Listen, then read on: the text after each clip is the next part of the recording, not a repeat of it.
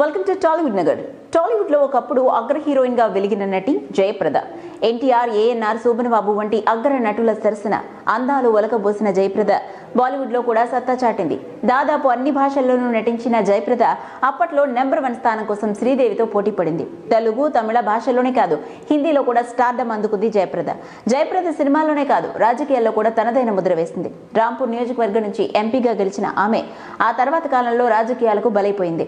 అటు రాజకీయాల్లోనూ ఇటు వైవాహిక జీవితంలో ఎన్నో ఒడిదుడుకులు ఎదుర్కొన్న జయప్రద నటనలోనే తనకు ఊరట లభిస్తుందని ఎన్నోసార్లు చెప్పింది. ప్రస్తుతం ఆమె సినిమాల్లో నటించకపోయినా హిందీ సీరియల్స్ లో బిజీగా ఉంది.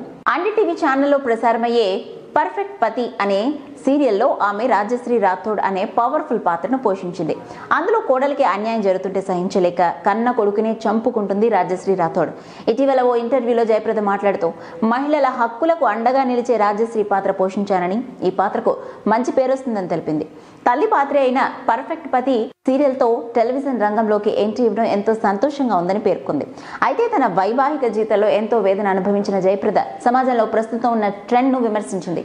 అమ్మాయిలను మంచి భార్యలుగా తయారు చేసి పురుషులకు అందించడానికి సమాజం పాటుపడుతోంది తప్ప మంచి భర్తలను మాత్రం తయారు చేయలేకపోతుందని ఆవేదనను వ్యక్తం చేసింది. భర్తలు ఎలా ఉన్నా భరించాలంటూ అమ్మాయిలపై తమ అభిప్రాయాలను బలవంతంగా రుద్దుతున్నారని ఆగ్రహం వ్యక్తం చేసింది.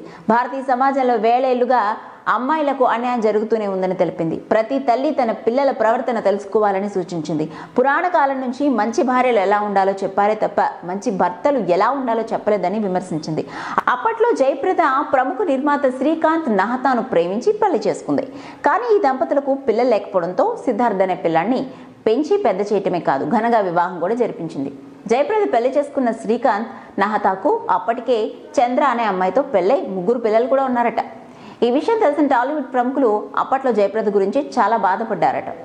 చూసారు కదండి, మరిన్ని ఇంట్రెస్టింగ్ అప్డేట్స్ కోసం చూస్తూనే ఉండండి మన Tollywood Nagar. If you like the video, please like us and subscribe Tollywood Nagar.